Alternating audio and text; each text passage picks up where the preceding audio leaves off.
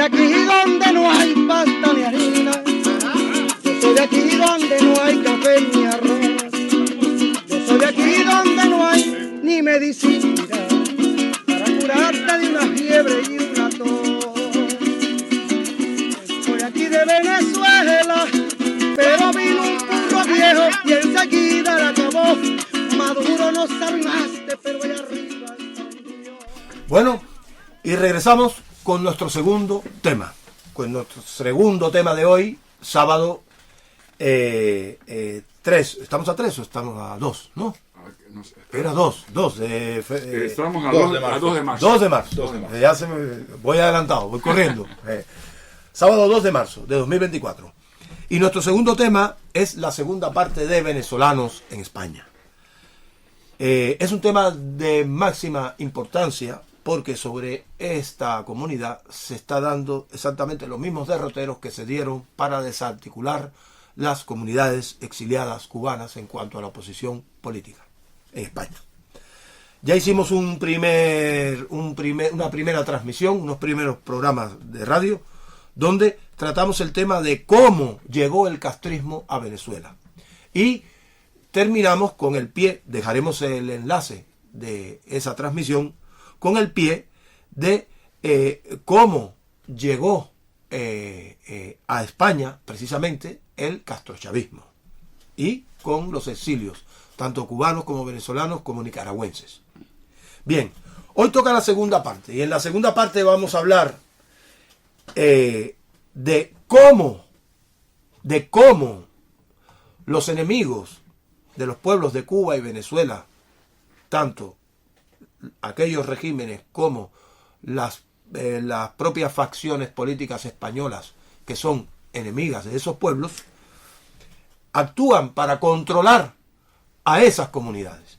Y empezamos dándole la palabra bueno, no presento ya, que lo había presentado en el primer cuento, pero tengo que presentarlo, que siempre se me olvida.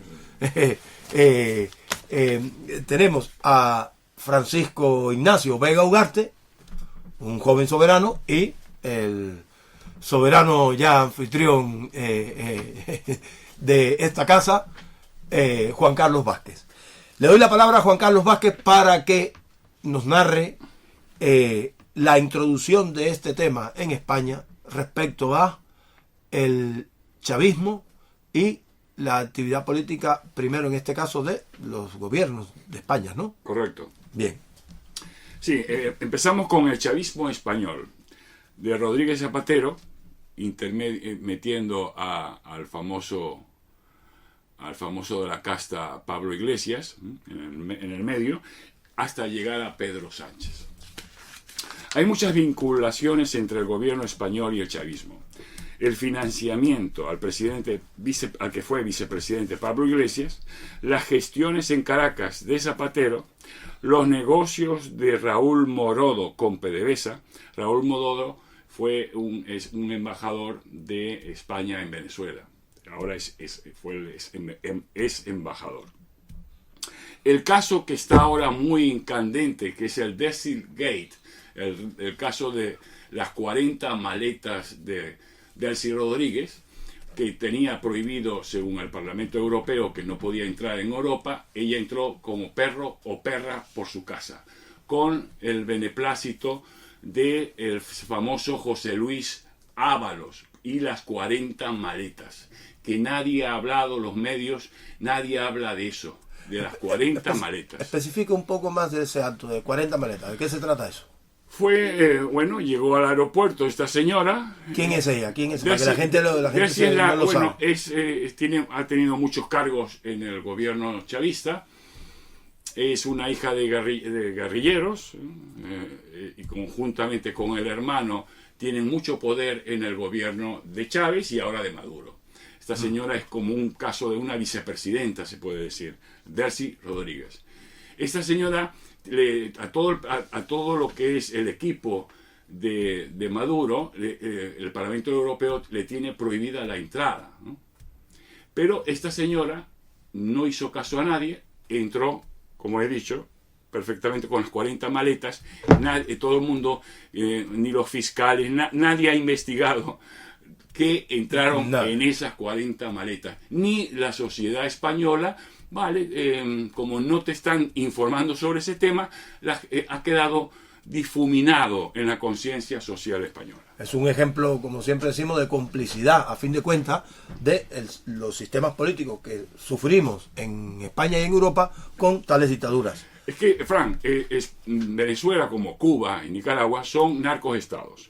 Sí. Y ahora mismo, con el caso que estamos viviendo en España, España es un narcoestado. Sí, se está convirtiendo en eso. Ya viste lo que le están haciendo a la Guardia Civil. Este Sánchez le ha dado un montón de dinero a la dictadura de Marruecos, que están negociando todas las drogas. Este ministro Marlaska o Marlascón ha retirado las ayudas y equipos técnicos y bueno, así está entrando droga en España como nunca en la historia ha habido. Bueno, España tiene, aunque ese no es el tema, España tiene dos grandes carreteras, no, autopistas de entrada de droga. La primera en realidad viene de América, Sí. a través de los cárteles. Y detrás de todos esos cárteles, confabulados con ellos, están los regímenes de Cuba y de Venezuela, el cártel de los soles, etcétera. Sí. Y el famoso, ya hablaremos en su momento, el famoso departamento MC de la seguridad del Estado cubano, que también es artífice del tráfico de drogas en España. Y después el de Marruecos, obviamente, que es la otra vía. Bueno, dicho esto, sabemos ya que estamos viviendo y estamos tratando con gente verdaderamente degenerada que nos condicionan y nos impiden la vida. En el caso de la dictadura de Cuba y de Venezuela, de una manera extrema sobre esos pueblos, y aquí camino de ello. ¿Qué está pasando con la comunidad exiliada venezolana en España? Porque al principio, en 2004, si mal no recuerdo, e incluso después en 2011, fue muy combativa, era muy sonada las actividades y los actos, vamos a llamarle incluso hasta de repudio, unos actos de verdadera valentía en contra del chavismo en España por parte de los venezolanos. Sin embargo, todo esto se ha desmantelado y ya no vemos nada de eso. Ya no oímos hablar de nada de Pero, eso. Frank, ¿Qué está pasando? Sí, pero antes de llevar ese tema, hay 4 puntos muy importantes que nuestra audiencia tiene que recordar. Miren por internet el caso Delcy Gate. Ahí tendrán toda la información que quieran buscar. Después está una cosa muy importante, que es la sospechosa fuga del pollo, entre comillas, Carvajal. Este señor tenía mucha información del gobierno criminal de Maduro. Y Pedro Sánchez, el gobierno del PSOE, lo dejó irse. Eso es otra vergüenza más de lo que estamos hablando. Pero explica en qué tesitura estaba. ¿Estaba bajo arresto? Sí, porque el gobierno norteamericano se enteró de que estaba en España y pidió a la policía, a la Interpol, Interpol que buscase ese señor y buscársela para que lo mandara a Estados Unidos, para que cantara. Sí, porque la Policía Nacional en España forma parte del Interpol. Esos son Lo que pasa es que no les interesaba al gobierno de Sánchez. Y dieron orden de que lo dejara. Y el hombre, al final, parece que se fue capturado y está en Estados Unidos. En otro país. O está ya en Estados Unidos. Bueno, el caso lo pueden mirar por internet, el pollo Carvajal. Otro caso más que demuestra, Fran y Francisco, que el PSOE es el partido más corrupto y criminal de España y de Europa. Con diferencia.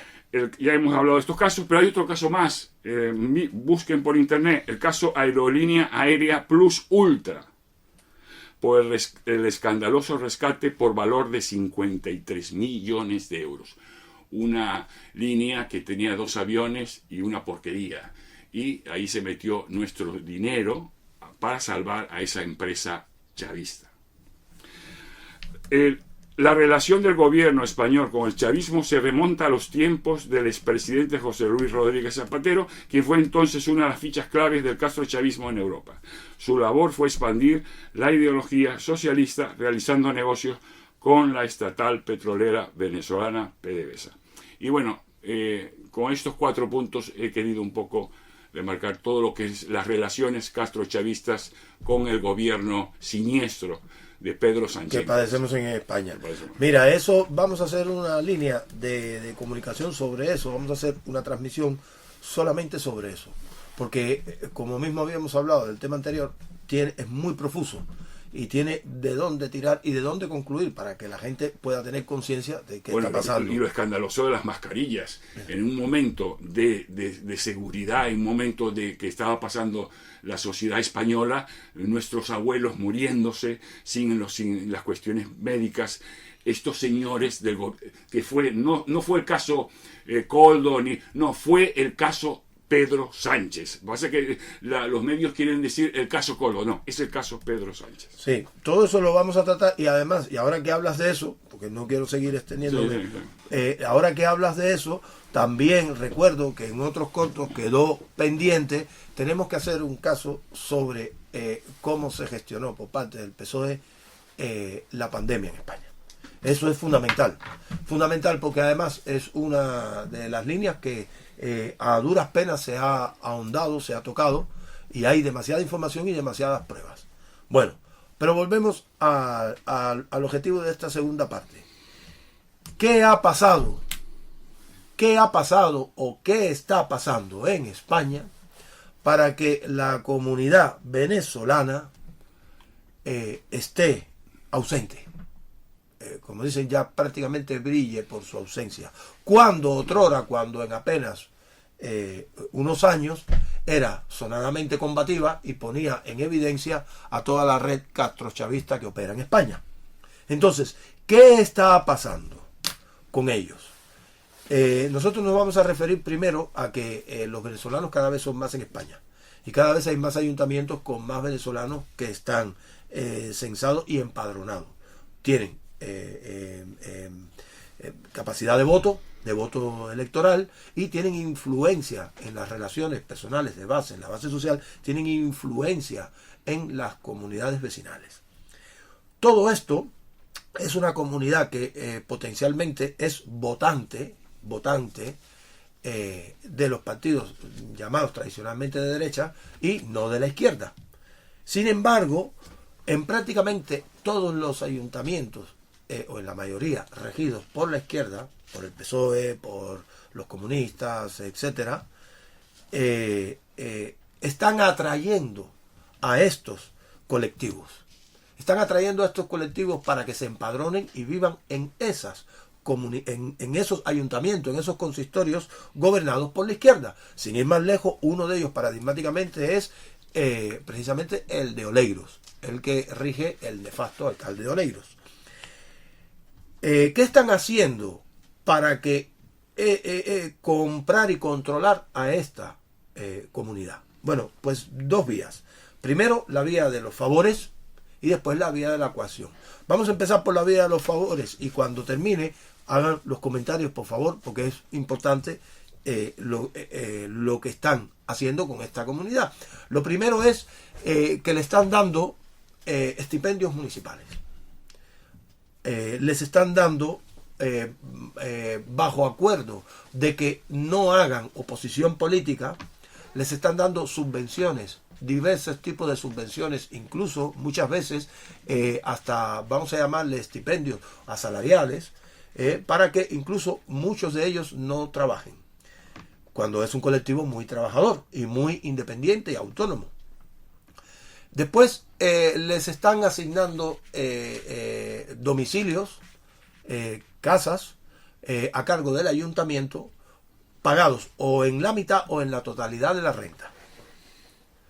Después le están influyendo con asignaciones de contratos laborales, tanto públicos como privados, a través de empresas que se relacionan políticamente, que están a la saga de esos gobiernos municipales de izquierda. Y después, finalmente, aquellos que son autónomos le premian o le granjean con contratos municipales y con contratos con terceros. Todo ello bajo el canje, a cambio de que no hagan política contra Maduro en España. ¿Qué hay que decir a eso? Es vergonzoso lo que pasa en Oleiros, sobre todo en Oleiros, ¿no? Lo que has dicho tú ya al principio, que cientos de miles de venezolanos que han tenido que escapar, ya no tan solo por la miseria, sino muchos que se manifestaban, estudiantes que estuvieron encarcelados, se tuvieron que escapar antes de que los mataran. Y mucho de esa gente ha tenido que emigrar, como se dice, patitas para que te tengo.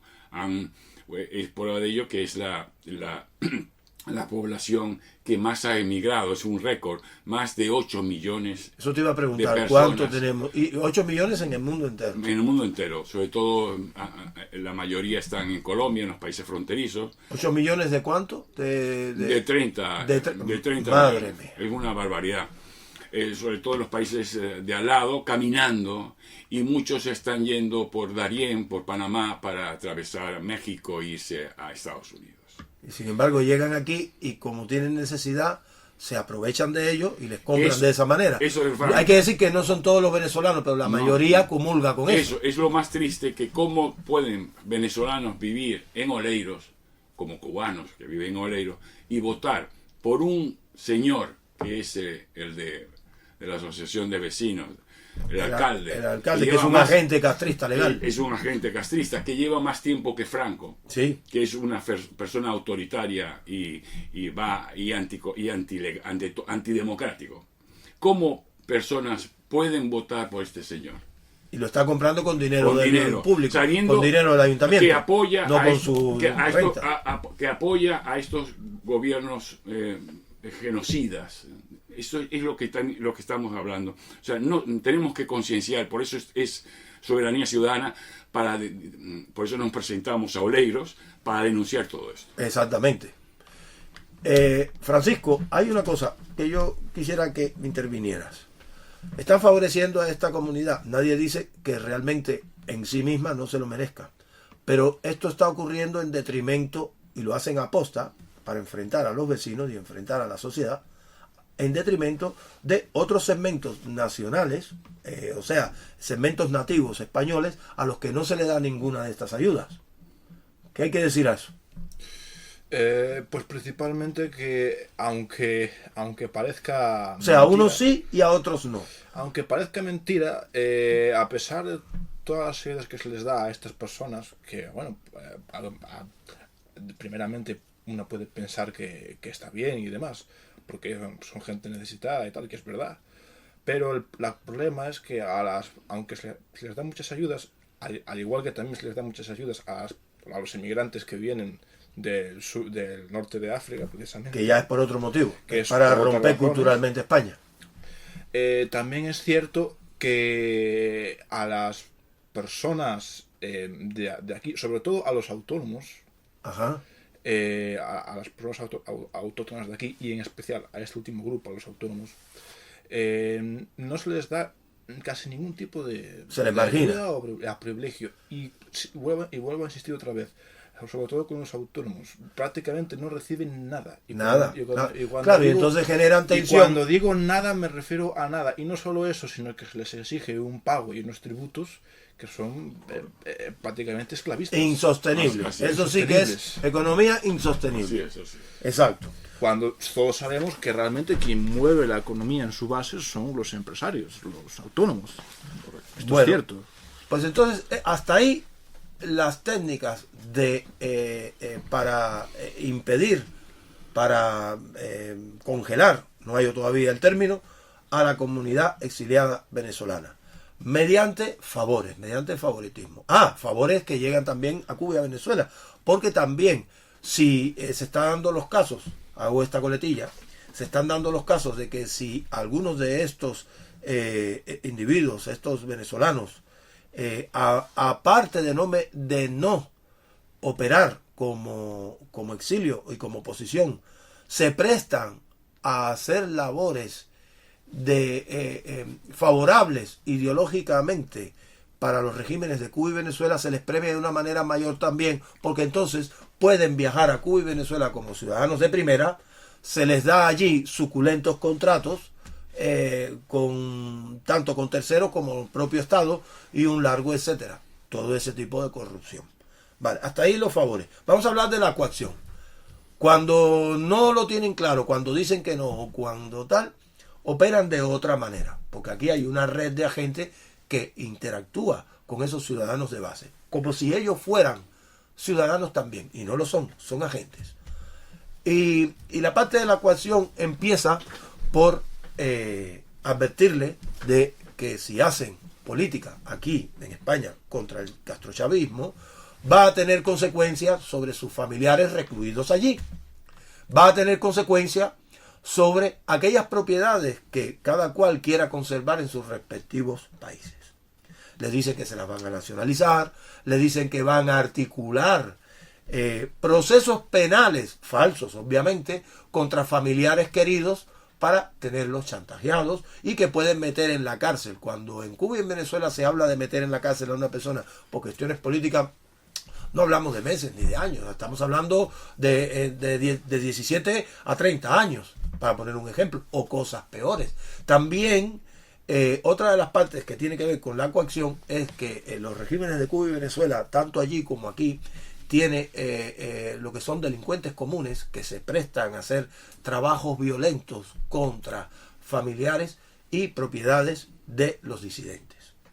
Entonces, ante esa tesitura, estamos hablando de que falsos o instrumentalizados asaltos de supuestos robos a las casas comunes que no son tan comunes, que se hacen precisamente para causar daño e incluso para generar graves lesiones en aquellos familiares queridos por los opositores, o incluso propinarle o prodigar la muerte, ni más ni menos. Esto está ocurriendo. De esta manera, en su momento, se cargaron al exilio cubano y aplicaron, como les salió bien la fórmula, lo mismo al exilio venezolano. Juan Carlos, ¿qué hay que decirle a los venezolanos en España? Sí, lo que has dicho tú, mucha gente lo ignora totalmente. Somos muy ingenuos aquí. Y los propios venezolanos y cubanos no se enteran de lo que estás informando esto. Este gobierno criminal de tanto castrochavista, tanto de Cuba como de Venezuela, mandan lo que has dicho tú, esta gentuza para crear estallidos, ¿sí?, en todos estos países, para crear follones, como pasó con Argentina. Son todos castrochavistas, y aquí en España. Mira, en el 2014, para que la gente lo sepa, nos manifestábamos todos los sábados, cientos y cientos de venezolanos en el Obelisco, aquí en el centro de La Coruña. Me acuerdo de aquello. Eso era... todos los sábados. Todos los sábados a partir de las 5 de la tarde. Eso era como apoyo contra contra el pueblo venezolano. Y no eran cuatro gatos, eran muchos, no era una multitud, se llenaba el Obelisco. De ahí nos conocimos, yo creo que Frank, sí. Después nos conocimos. La cuestión es que en una de las reuniones nos llegó un sujeto, un agente castrochavista, amenazándonos que cuidado, que no habláramos mucho porque podían ir en contra de nosotros los que estábamos un poco en la parte visible de estas reuniones. Amenaza. Claro. ¿No? O sea que esto mucha gente de los propios venezolanos que iban no saben de este tema. No saben de este tema. Ellos están siempre amenazando y creando, justamente a partir de ahí crearon una especie de asociación. Esto es lo que hacen los castrochavistas. Sí. Te crean cuando hay un dolor y una cosa popular, ellos se adelantan para dirigir el tema, y había una chica que era una abogada, Patricia Carrera, que se movilizó, que decía que era abogada de León. Bueno, hablando con varios venezolanos, nos reunimos con ella. Yo veía algo sospechoso porque no veía mucha claridad, para ir decantando poco a poco cualquier tema. Exacto, para anularlo, y así desapareció. Esta chica después ya no se ve en ningún sitio, desapareció del tema. O sea, esto es lo que... Eso son una praxis muy recurrente. Muy recurrente. Exacto. Este tema da para mucho, pero hay que hacer una conclusión, obviamente, porque si no... Soberanía está planteando de que tenemos que luchar sí o sí por cada uno de los segmentos en los que engloba soberanía. Uno de ellos son los exilios, y dentro de ellos también están los emigrantes retornados gallegos, que siempre han sido desahuciados. Soberanía tiene que luchar contra esta lacra, de una o de otra manera, y la lucha por primera vez, porque en el sistema asociativo, en los movimientos, en las asociaciones, como bien has dicho, muchas de ellas son fantasmas, son para reconducir, son del propio enemigo, haciéndose pasar como si fueran exiliados, y otras simplemente son asociaciones que tienen energía y quieren, pero no saben qué hacer. Eso es lo que estamos haciendo en Soberanía, y no hablo de soberanía.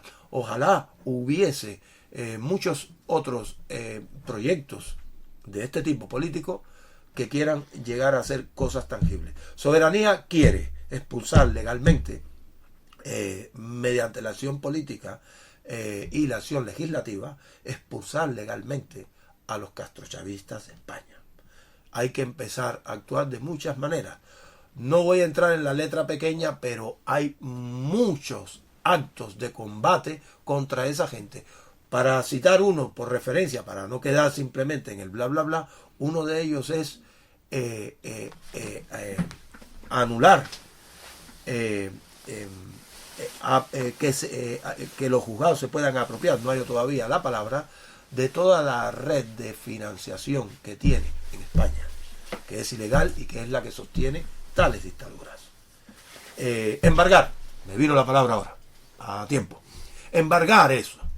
Nosotros tenemos planes de todo ese tipo de cosas, pero para eso tenemos que llegar a los ayuntamientos, tenemos que llegar a las elecciones, a los ayuntamientos, y que haya un efecto de contagio sobre cualquier otro político, vamos a llamarle así, o movimiento político, que sea honrado con esto, que quiera llegar al fondo y a la solución del problema y no vivir del cuento congeniando con el enemigo, como suelen hacer los partidos tradicionales.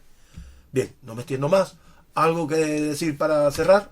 Está todo dicho. Yo creo que sí, con esto ya me Sí. Sí. Yo creo que ya nada que decir más importante. Bien. Hay que luchar, y aquí estamos para luchar. Gracias a todos, gracias a los contertulios, y perdón que nos extendamos tanto, pero ya ven que aquí no estamos perdiendo el tiempo, y la verdad es que hay muchos datos interesantes y enfoque para transmitir. Gracias, reciban un fortísimo abrazo. Ahora se va a quedar siempre el Patria y vida, patria y libertad. Patria y vida y patria y libertad. No solo para Cuba, para Venezuela, para Nicaragua y para España. Así es. Muchas gracias a todos y reciban un fortísimo abrazo.